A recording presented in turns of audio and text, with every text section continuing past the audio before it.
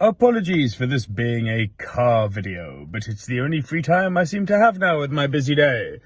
Zack Sabre Jr. versus Bryan Danielson. This is going to be a contender for match of the year. Two of maybe the two best technical wrestlers on the planet at the moment. I might be skipping over someone. Can't think of any.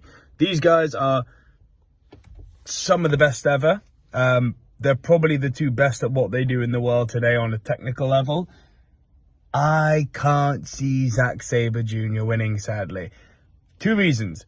I don't think that AEW book New Japan people particularly well, looking at you, Okada. And they're built, Bryan Danielson is essentially having to fill the void that CM Punk left. So they're building Collision brand kind of around him at the moment. So I'm going to say for those two reasons that Bryan Danielson is going to win this.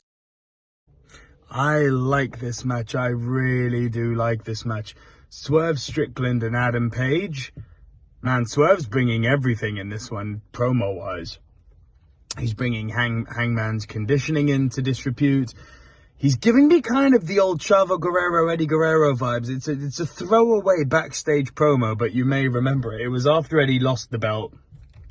And Chavo came to him in a backstage segment and was like, last year you were world heavyweight champion, now you're kind of nothing. It's got similar vibes to that. And Swerve Strickland, the great thing about this is that he's not villain for being villain's sake.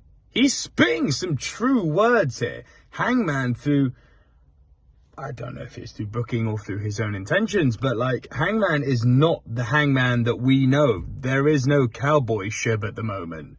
And Swerve's calling him out on that. And for that reason, I think, this needs to be another redemption arc for Hangman. If you have him win right off the bat, it doesn't make the biggest world of sense. So for that reason, I actually think Swerve Strickland is going to win this. Handicap match. This is heartbreaking. The best bromance of the summer is over. Because there is no Adam Cole, baby. MJF is on his own. And, it's kind of solidifying his status as a kind of anti-face. He is a face, but he's still a kind of a dick. So I don't know if I get a yellow card for saying the D word or not. That should be okay. AJ, sorry if that's a swear word that counts. But yeah, how are they going to book this? MJF, those Ring of Honor titles are not going to the righteous. So MJF is going to further solidify his status as this, loved babyface that the crowd have just warmed to very organically and through very good work by MJF. He's going to win this handicap match. But then he's going to have to deal with Jay White on the back end of that. There is an argument to be made that Jay White could come in and cost him these titles, but I don't think they need to do that. They've already built the future feud with Jay White on Dynamite. So I think MJF is going to win this, but I do think you'll see Jay White appear after the match and kind of give him a beatdown. So I'm super excited to see this, not for the match itself, but for the fallout afterwards.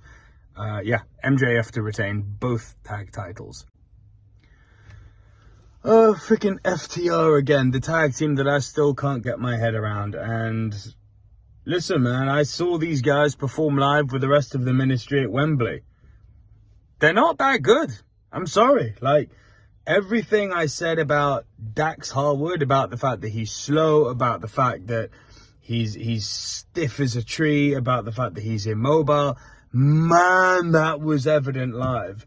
Look, they've had their fun run. I think there's so much magic with Aussie Open. I think those guys are the most underrated tag team on the planet at the moment. They are so good, those two. And I actually think it's a good bet. I think there's nothing more FTR can do with the titles. You could keep it going another 6 months and have another match with the Young Bucks, but they've done it. They've done their 3 matches with the Bucks. Aussie Open need to win this, man. So I'm going to back the Aussie boys, the United Kingdom, Will Ospreay's butt boys, as Dax Harwood once said. But don't forget, you'll probably get a promo saying, I love my wife, I love my daughter. Because that's what Dax Harwood can bring to the party. Not very much in the way of anything. Please, Aussie Open, take these tag belts. Woo! Chris Jericho and the Golden Elite versus the Don Callis family. Listen, it's been an interesting few weeks for the Golden Elite, and especially for Kenny Omega. I think a lot of us called Omega losing to Bullet Club Gold, Omega and his posse losing to Bullet Club Gold at Wembley. That made sense. What I didn't see was Takeshita beating him literally a week later. Like, damn. And now it's not been good to be backing Kenny Omega recently. So logic would dictate that, okay, so now is his time to win, right? Ooh, I don't think so, because correct me if I'm wrong, but this is the first time I think you're going to see the whole Don Callis family with Sammy, Konosuke, and Will Ospreay all together in the ring.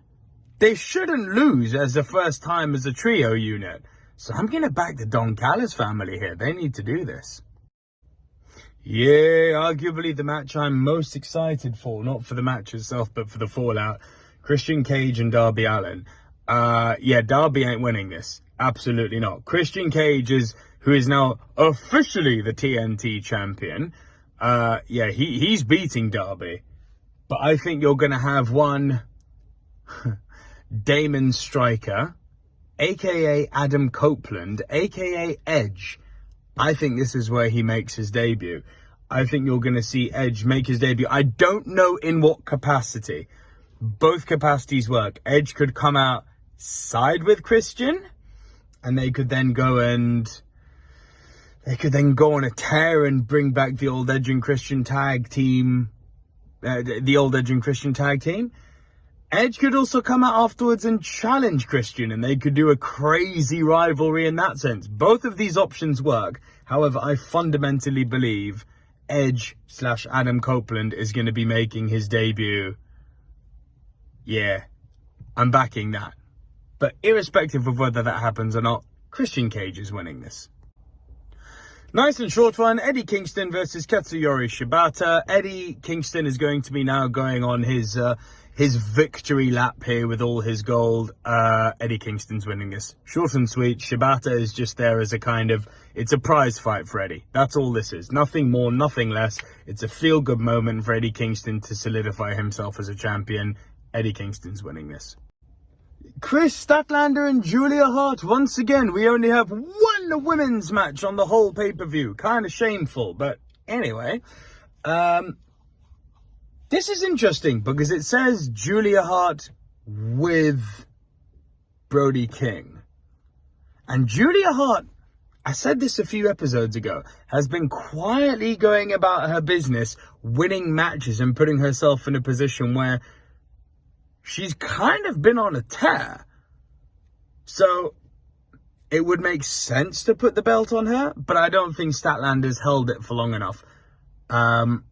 I fear... this is actually quite tricky. I love Chris Statlander. I'm going to back Chris Statlander. But I'd understand if they put the belt on Julia.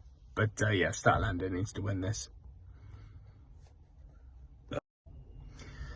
Big fatal four-way match for a future AEW World Championship shot. Oh, the Young Bucks are not winning this. The Young Bucks are essentially there to elevate everyone. Lucha Brothers are not winning this. Rey Fenix, at time of recording, is currently holding gold of his own, and I certainly can't see them putting 2 pieces of gold around the waist of the Lucha Brothers. Not to say that the person who wins this match wins the AEW World titles, but I just don't see it. They're doing their thing with Rey Fenix at the moment. I don't see it. I think Orange Cassidy and Hook are more of a showpiece attraction. I do see them going with the guns, though. I could see Bullet Club Gold getting some gold awfully soon. So if my prediction for the other match is correct, which is the Aussie Open boys win, I could very easily see them not having a long run and having the Guns take the belts off them. Equally, I could see the Guns taking the belts off of FTR. I'm now going to book myself into a corner here, aren't I? I don't know what to do anymore. I'm going to pick the Guns. The Guns will win this. I may be missing something. I don't fully understand why this match is on the card. Wheeler Yuta and Ricky Starks. Is this filler? Is this beer break? Like, what are we doing here? Ricky Starks has just been on an amazing run of matches with Bryan Danielson. And Ricky Starks needs a win. Because he's lost all those matches. But talk about losing upwards. His stock has definitely gone up. Ricky Starks has really risen to the challenge of being in the ring with people like CM Punk and Bryan Danielson in the last few weeks and months. Like, good on him. But he needs a win now. Ricky needs a win. So you give him the Blackpool Combat Club's whipping boy that we're meant to buy as hard. I've still never bought into Wheeler Yuta. I just don't see it with him.